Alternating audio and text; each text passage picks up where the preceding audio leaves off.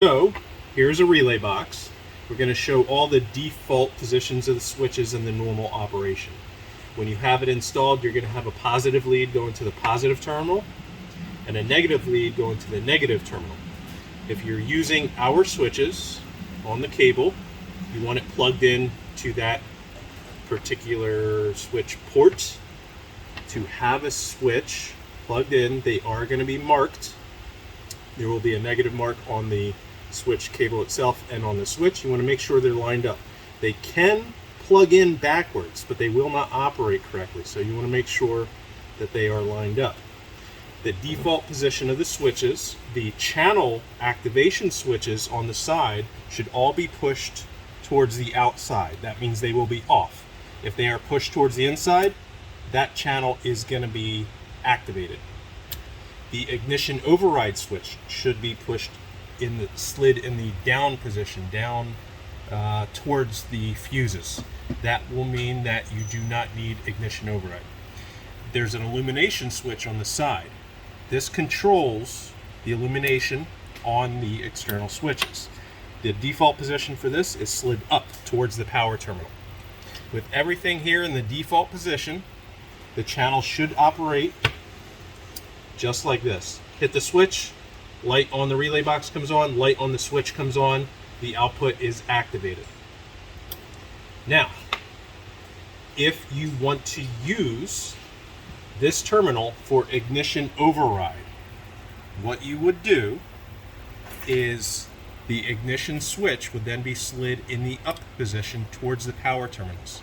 Now, the external switches will not activate any of the channels.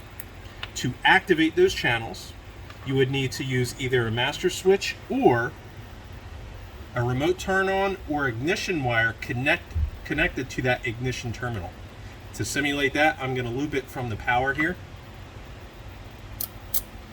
You could hear a clicking of a relay. That's the master ignition relay. And now we can activate the channels with the switches. If you leave a switch turned on and disconnect that ignition, it overrides and shuts down all the switches. The illumination is treated separately, where if you wanted the illumination to come on with that ignition, you would slide that switch in the down position. What that will do is whether that switch is on or off, when ignition or remote turn on is energizing that terminal, it will illuminate those switches. And then once that ignition or remote turn on is turned off, illumination will go off. Now, if you wanted to use one of our voltmeters, there's a 3-pin port right behind the channel 3 switch port, right near that ignition switch. The voltmeter will plug right in.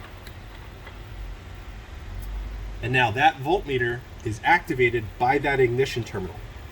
You would want to slide all your switches back to default, so the ignition switch back to down towards the fuses. That means the ignition override will not affect the channel operation or the switches. It only activates this voltmeter. So without ignition or remote turn on connected and activated to this terminal, nothing will happen on the voltmeter. But once you energize that, the voltmeter will turn on. This is independent of the switches. They will not turn on and off the voltmeter. Only an ignition or remote turn on to the ignition terminal right there. If you are having problems with the switch activating, there's a fuse in a fuse holder. We give you an extra fuse. You can look through the window and see if that fuse is blown or not, or use a meter or pull it out and visually check it. If that fuse is blown, the switches will not work. If that fuse is intact and operational, you can always check the switches themselves to make sure orientation is correct, or if it's loose. These are industrial grade switches, however, with installation of the cable and constant connection and reconnection and disconnection, there could be a loose connection internally.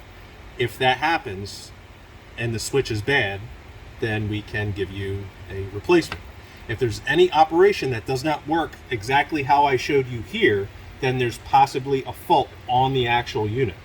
The lights on the unit will illuminate when any channel is activated, whether it's an external switch or one of the onboard switches. If the fuse is bad, then the LED will not illuminate. However, if you listen closely, the relay will still click.